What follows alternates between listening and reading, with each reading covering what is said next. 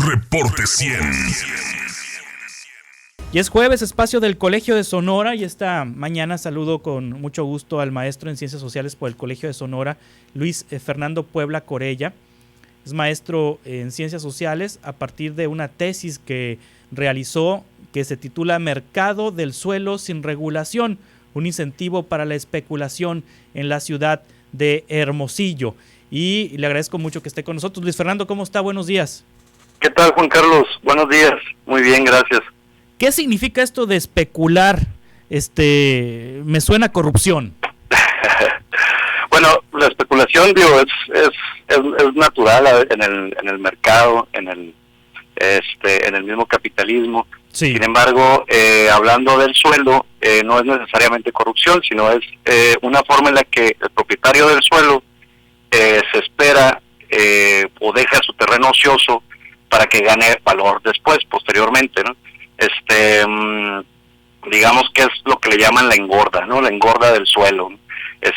Y generalmente este valor pues viene a partir del esfuerzo público, es decir, a partir de la inversión pública en infraestructura principalmente, o cobertura de servicios urbanos. Sí. ¿Qué suelos han engordado en las últimas décadas en Hermosillo justamente por esta situación que se dejan ociosos a la espera de una inversión pública o de algún desarrollo? Pues yo me acuerdo que con Burs desarrollaron el norte, ¿no? Sí. El norte. Con Padres, el poniente. Y ahí es donde ganaron los que tenían terrenos engordando. Sí, totalmente. O sea, de hecho, en general la ciudad tiene como un 16 a 20% de sus terrenos intraurbanos, sí, ociosos, ¿no? O sea, en engorda, ¿no? Te acordarás de ese predio enorme que está ahí donde ahora está el Metrocentro, te acordarás de esos predios por el Colosio, también enseguida del Quiroga. O sea, hay varios espacios en la ciudad que han ido creciendo, pero también sobre el mismo Solidaridad, que daban varios terrenos sueltos, que también han ido ganando valor, hasta el Progreso, ¿no? Etcétera. Porque va llegando la infraestructura pública y los va valorizando. Ahora es cierto que hay espacios donde ha llegado mucha mayor inversión pública y que se han valorizado mucho más, ¿no? Y en ese sentido, pues tenemos tres zonas principalmente, ¿no? Primero, la zona del Vado del Río, del Paseo del Vado del Río, donde se invirtió una cantidad estratosférica de lana, y tenemos que está llena de baldíos, es decir, no se ha construido nada ahí, o muy poco, está más o menos como un 20%, 30% de ocupación a 30 años de haberse desarrollado. Está el Colosio, que el Colosio, bueno, está de alguna manera saturado hasta llegar al Quintero Arce, pero de ahí en adelante hay una cantidad enorme de terreno vacío, ¿no? Sí. Y está el Morelos, ¿no? Que como bien dices, al norte, ¿no? Se desarrolló esta Morelos final sobre un espacio que era de conservación primeramente, o sea que en el 2006-2007 el programa de desarrollo urbano lo manejaba como de conservación, y que pues de un día para otro se hizo urbanizable en una zona que es carísimo para desarrollar porque pues es arriba de la sierra del Espinazo Prieto, ¿no? Entonces, sí hay tres puntos muy claros donde la valorización en algunos lotes logra superar el 300% anual, y donde sin reconocer eso se sigue construyendo lo más lejos posible, ¿no? El caso más reciente pues es el fraccionamiento de Altozano, que teniendo una gran cantidad de terreno en medio, se logra, se permite generar este fraccionamiento fuera de los límites de crecimiento urbanizable del Plan de Desarrollo Urbano del 2014, es decir, sí, se crea un programa parcial para poder adaptar, ¿no? Sin embargo, ahí es donde algunas cosas que toco en la tesis, que es parte de este discurso, donde dicen, bueno, tenemos un déficit de vivienda muy claro, que ronda por ahí las 35,000 viviendas, pero es déficit de vivienda popular y de interés social, ¿no? No es de vivienda suntuaria como la que están haciendo en Altozano, ¿no? Y con ese pretexto se ampliaron los límites de crecimiento en la zona poniente, y se desarrolló un fraccionamiento donde en preventa está el metro cuadrado en 4,200 pesos, ¿no? O sea, muy lejano de lo que alguien de interés, de alguien que busca una vivienda de interés social o un suelo destinado a una vivienda de interés social podría comprar, ¿no? Sí, ahora Luis Fernando Puebla Corella, también me acordé ahorita que mencionabas cómo se han echado a un lado proyectos ambientales o reservas ecológicas. en los 80 se creó la reserva ahí del Centro Ecológico, ¿no? Que iba a ser unos terrenos que no se iban a tocar, que se iban a mantener como áreas naturales protegidas. Así se mencionó, y de pronto con el paso de los años se fraccionó todo. Se fraccionó todo. Sí, Luis Fernando. Sí, totalmente. O sea, hay una debilidad institucional muy fuerte. Sí. En realidad no estamos logrando defender aquellas cuestiones que tienen más que ver con el interés público. Por ejemplo, bueno, como un dato rápido, yo analizando una base de datos del catastro, lograba, más bien encontraba que había 355 personas tienen aproximadamente el 50% de la superficie registrada en el catastro urbano, es decir, es el 0.15% del total del padrón de propietarios, ¿no? Entonces, esto es difícil compararlo con otras ciudades para reconocer qué tan alto es el monopolio. También se entiende que el crecimiento de la ciudad muchas veces va acaparando terrenos agrícolas que son muy grandes y los vuelve urbanos, ¿no? Y eso aumenta mucho su valor y se hace esta lotería urbana para aquellos terratenientes que tienen las propiedades en la periferia, ¿no? Sí. Pero al mismo tiempo es un grupo muy, muy pequeño, o sea, 0.15%, que de alguna manera puede ir definiendo el crecimiento de la ciudad y va exigiendo que para dónde o qué espacios tienen que urbanizarse, para qué espacios tienen que permitir primero que sean urbanizables y después que entren los servicios urbanos, ¿no? Y en este sentido, el problema de no tener un mercado del suelo regulado es que cuando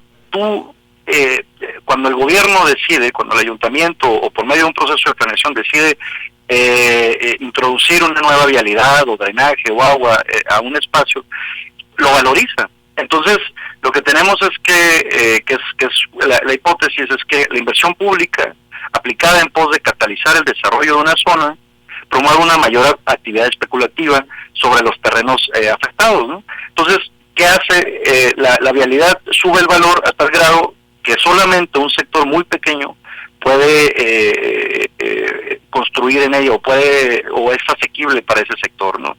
En este sentido, yo lo que encontraba es que hay una escasez artificial del suelo, ¿no? Porque en realidad hay suficiente suelo por urbanizar, pero la bronca es que no nos alcanza a todos los sectores para, o digamos, solamente un sector minoritario le alcanza para poder vivir en ello, ¿no? Sí, luego también hay fenómenos en municipios donde unas cuantas familias son dueñas de casi todo, ¿no, Luis Fernando?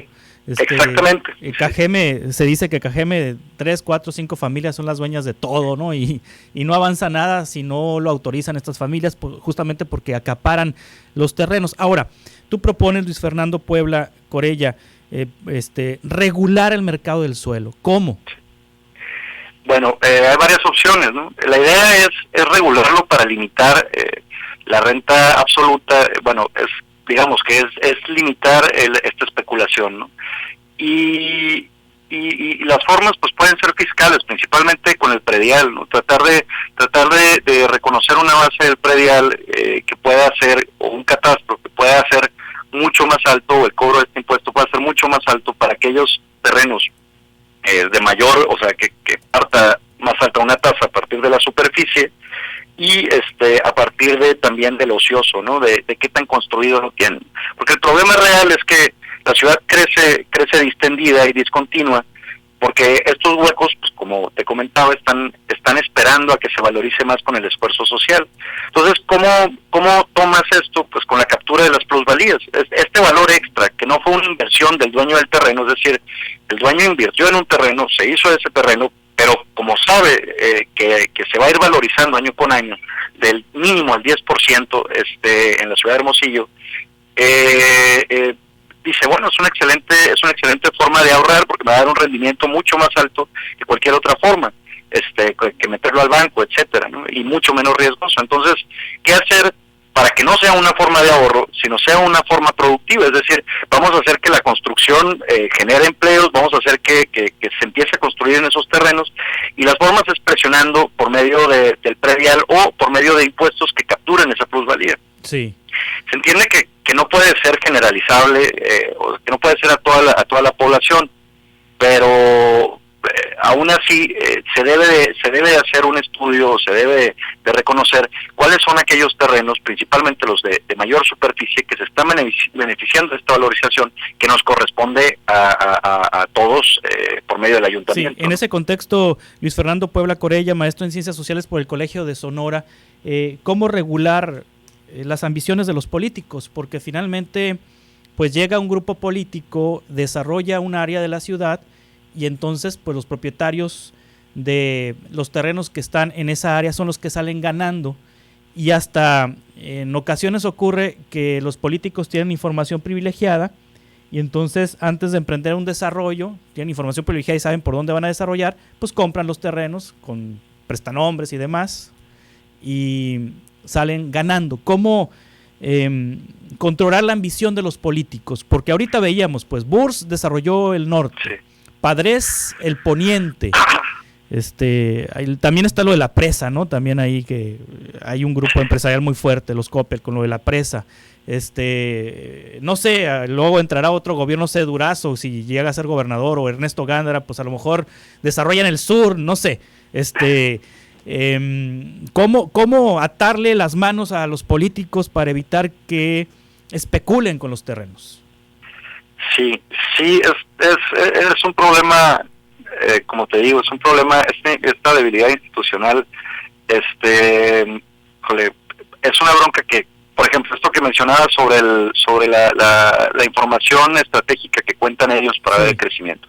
Pues en teoría nosotros contamos con un programa de desarrollo urbano que a nosotros nos dice para dónde va a crecer la ciudad y además programa el crecimiento, es decir, nos va a decir si es a corto, mediano o largo plazo cuando se deben de hacer ciertas infraestructuras, ciertas obras, etcétera, que van a valorizar el terreno.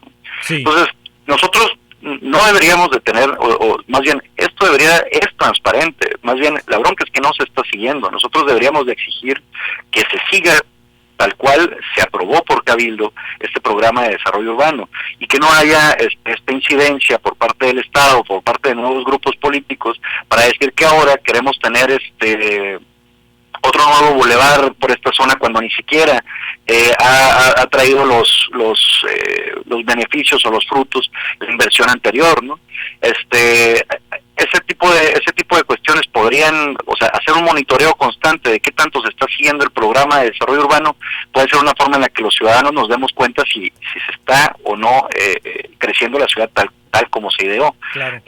Otra cuestión es que bueno, el INPLAN debe de postrarse fuerte, y debe de haber una relación también entre la forma en la que la tesorería debe de reconocer también que está perdiendo dinero al no cobrar el predial como debiera, al no tener un catastro claro sobre aquellos grandes terrenos que ya son urbanizables, ¿no?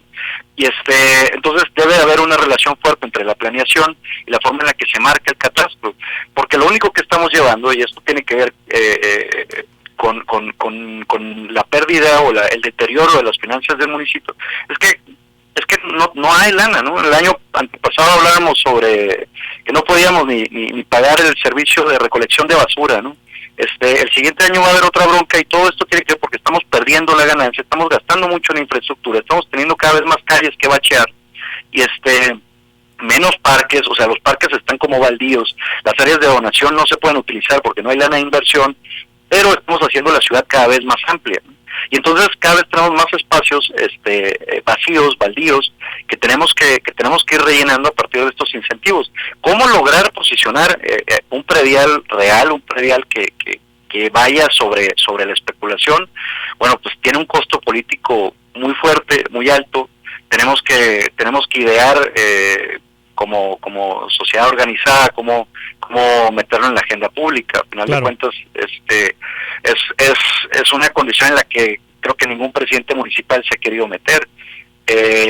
Sin embargo, está ahí. O sea, la forma de salir del problema de las finanzas del municipio es yéndonos hacia el predial, porque vamos a traer dos formas, digamos, va a traer dos consecuencias positivas, ¿no? Por un lado, vamos a tener una mayor captación fiscal, y por el otro lado vamos a echar a andar la construcción, ¿no? Y vamos a tener una mejoría en la cantidad de empleos que se generan, ¿no? Entonces ahorita tenemos una ciudad parada, ¿no? Una ciudad estática, pero que permite que crecimientos extremadamente lejanos como Altozano valoricen los predios intermedios, ¿no? Cada vez van a ser más céntricos y cada vez va a ser más lucrativo para el propietario no construirlo, ¿no? Claro. Y eso lo tenemos que parar, ¿no?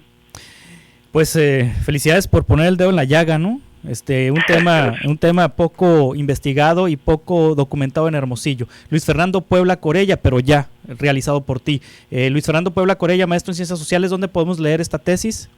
Está en la biblioteca del Colegio de Sonora, y en línea también.